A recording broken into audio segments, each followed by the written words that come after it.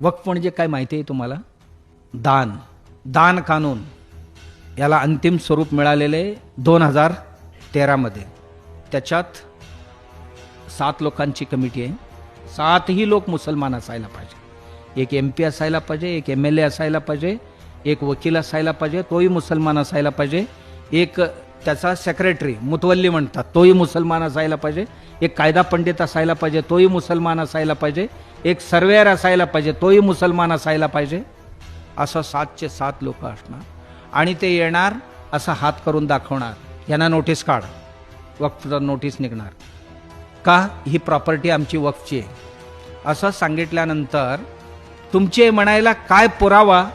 वक्फला द्यायची गरज नाही, पण ज्याची जमिनी दाखवलेली आहे त्यांनी मात्र 1 महिन्याच्या आत आपली पुरावा घेऊन यायचा, ही जमीन माझी आहे. आता 400-800 वर्षापासून करत आलेले आहेत, पुरावा काय सापडणार त्या शेतकऱ्याला? मी मागच्या आठवड्यात कर्नाटकात एका गावात गेलो होतो.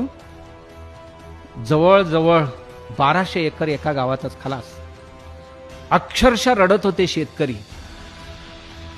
पायाखालची जमीनच खिसकलेली होती त्यांची. ते म्हणाले की आम्ही आता जगायचं कसं, पोराबाळांना काही खाऊ घालायचं कसं? हे म्हणतात आमचे पुरावा ते देण्याऐवजी आम्हालाच पुरावा विचारतात. 1 महिन्यात नाही दिलं तर त्यांचं नाव लागतो. काहींची ऑलरेडी लागलेली होती.